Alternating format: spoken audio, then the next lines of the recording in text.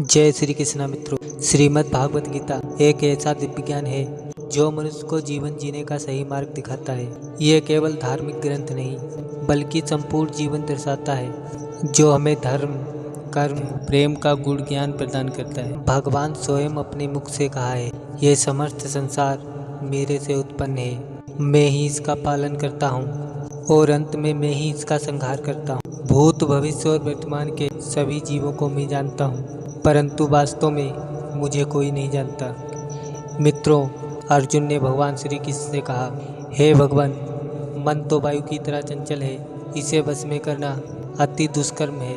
श्री कृष्ण ने अर्जुन से कहा, हे अर्जुन, तुम्हारा कहना ठीक है कि मन को वश में करना मुश्किल है, लेकिन असंभव नहीं।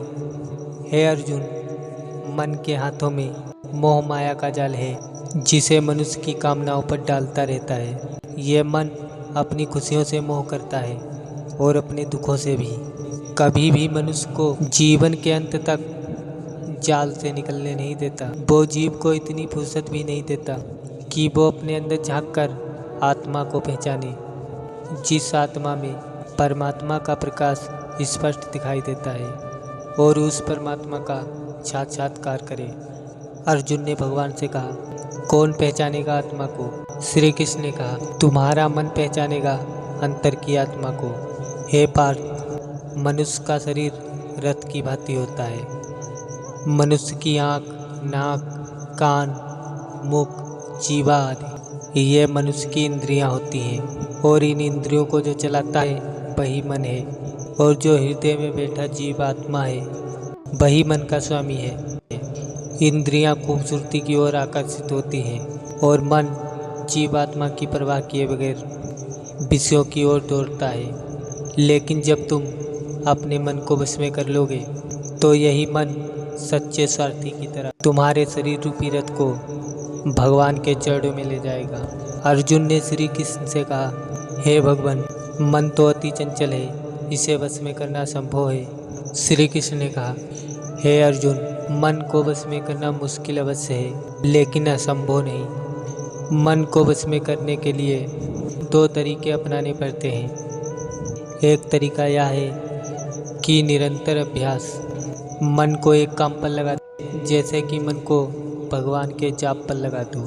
वो वहाँ से भागेगा, उसे पकड़ के लाओ। वो फिर भागेगा, उसे फिर पकड़ के लाओ। ऐसा बार बार करना पड़ेगा, फिर एक दिन आपकी बात मानना शुरू कर देगा। अर्जुन ने कहा, जब अभ्यास से मन ठीक रास्ते पर आ जाए, बैराग की तलवार का क्या? श्री कृष्ण ने कहा कि उसकी आवश्यकता इसलिए है कि मन फिर से उल्टे रास्ते पर न चला जाए, क्योंकि उल्टे रास्ते पर इंद्रियों के विषय आकर्षित करते रहेंगे।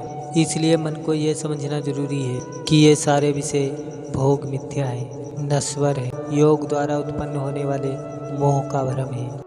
मन जब इस सत्य को समझ लेगा तो उसे विषयों से मोह नहीं रहेगा।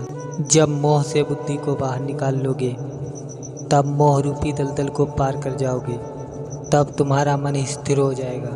तुम जो बैराग की बात करते हो, ये तो तभी हो सकता है जब प्राणी को तुम्हारी बात पर विश्वास हो जाए कि ये सारा जगत वास्तव में मिथ्या है, नश्वर है, परंतु आपकी माया के प्रभाव से ये सत्य जान पड़ता है। इस परम सत्य पर विश्वास हो जाए तभी तो वैराग्य होगा।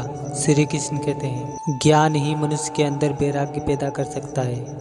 अर्जुन ने कहा, हे भगवान, तुम जो ज्ञान प्रदान कर रहे हो इसे मेरा मन स्वीकार क्यों नहीं कर रहा? हे पार्थ, क्योंकि अभी तक तुम मोह और भ्रम के अंधकार से बाहर नहीं निकले हो।